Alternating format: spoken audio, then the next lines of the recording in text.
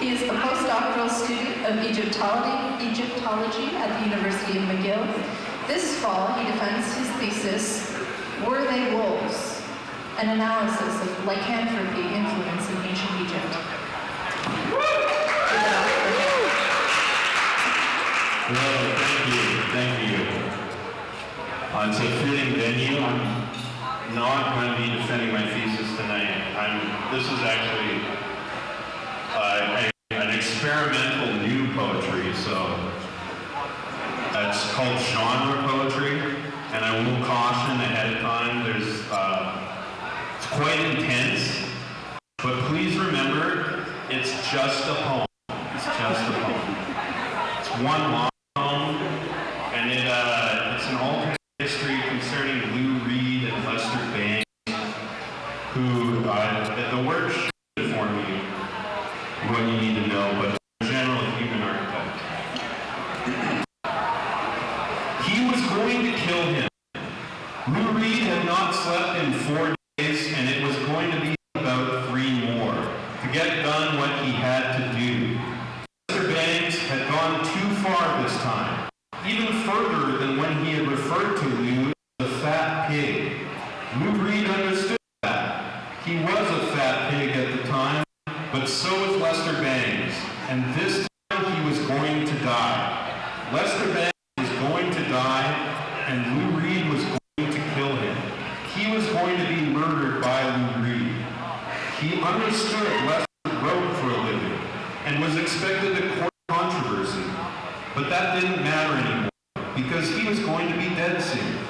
Lester Bangs was going to be dead and killed by the hands of Lou Reed, who released Rock and Roll Animal in 1974. What everyone agreed was a venerable 1974 live music powerhouse, in which he, brackets, Lou Reed, played live serious rock and roll music and also pretended to inject heroin on stage.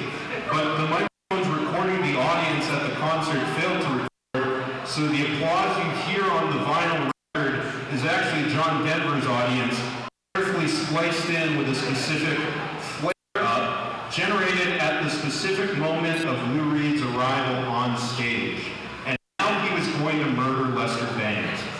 Lou Reed would asphyxiate Lester Bangs until he turned purple and died, and rip his tongue out, and then Lou Reed was going to stomp upon Lester Bangs' fat fingers with his large engineer-style motorcycle boots, those fat fingers which typed up all this nonsense, which paved the way for all of this senseless violence and terror, just like how he, Lou Reed, paved the way for generations of music culture via his rock and roll group, the Velvet Underground, sometimes featuring Nico, brackets, singular mononomic, and Doug Yule.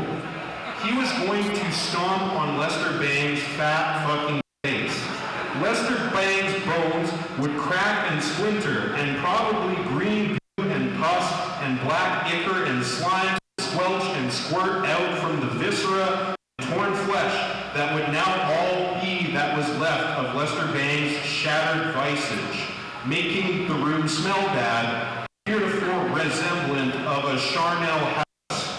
Lou Reed wasn't exactly sure what would make the room smell like.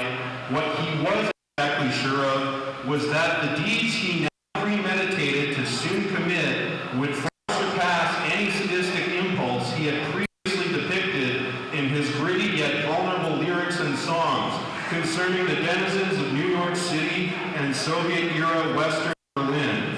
Lou Reed resembled a vampire. He had not slept in 4 days, and he was going to stay up 3 more. He was staying up until Lester Bangs was no longer breathing and no longer alive or with us in the corporal realm.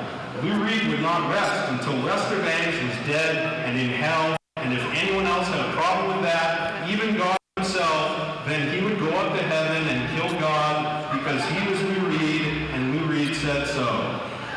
He passed the CBGB's bar and the Mud Club. He even realized he was outside of seminal guitarist Robert Quine's apartment, who he would soon also want to kill, but this was not that time. It was time to kill Lester Bangs, and everybody knew it. It was a hateful thing. It was a hateful thing that Lester Bangs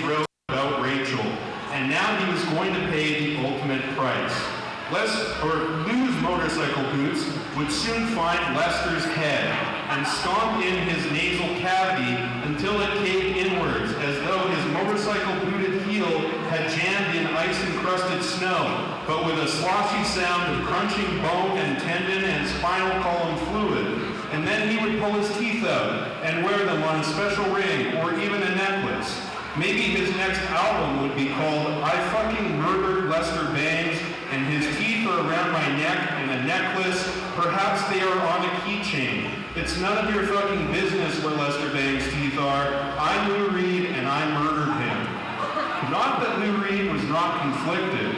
He realized that Lester wrote how Lou had indeed revolutionized a new style of guitar playing, particularly on White Light, White Heat, whose distortion feedback emulated the alto saxophone of Ornette Coleman, which reverberated through the streets of Manhattan in 1959, where it was taken in by a young Lou Reed who had snuck into the Cotton Club. Just then we cut to Lester Bangs. Lester realized that he was sorry, and more importantly, Lester realized that he was in danger. In short, Lester Bangs did not want to die. Lester Bangs was a rock and roll writer who proved that you could take enough cocaine, speed, and cough syrup to write about whatever the fuck you wanted. And here he was living the dream, except that he was about to be murdered by his dearest and most fantasized about idol, Lou Reed. He picked up the phone and began to dial, but just then the door burst open, and an angry Lou Reed entered into Lester's apartment. Lou, I'm so sorry. That's okay, Lester. It doesn't matter. You are going to hell now. I'm going to send you to hell.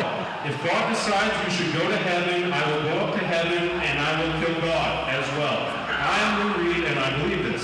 I understand, Lou. I understand that you can rend my heart and my head with your large motorcycle boots. Yes, I'm going to do that, Lester. And then I'm going to put your teeth on a necklace. And I'm going to call my next album, I Killed Fucking Lester Bangs, and his teeth are on a necklace, or perhaps it's a keychain, or perhaps it's none of your fucking business what I do with Lester Bangs' teeth, who I just murdered. Lou, please don't. I actually really like Metal Machine music now. The section around minute 8 on the side 3, that's my favorite part. Bullshit. You have not listened that far. Yes, I have. The feedback part where your guitar goes,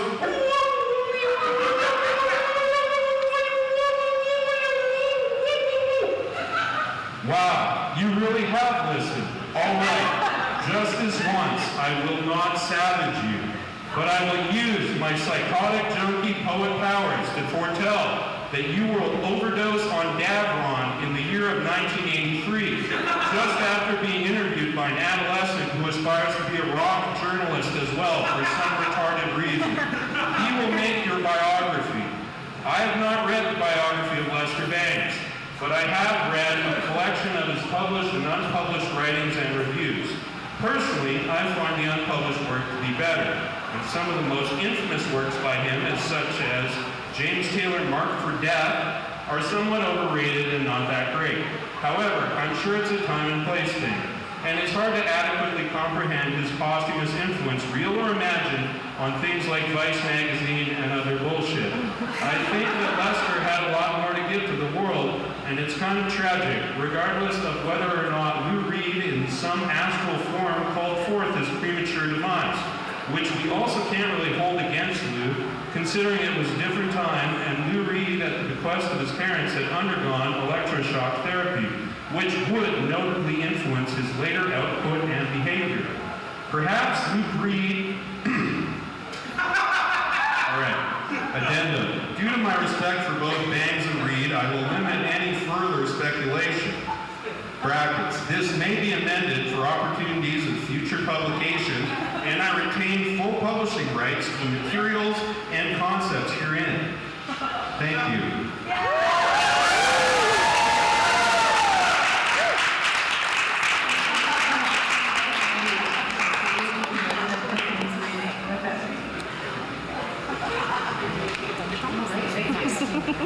Okay, so next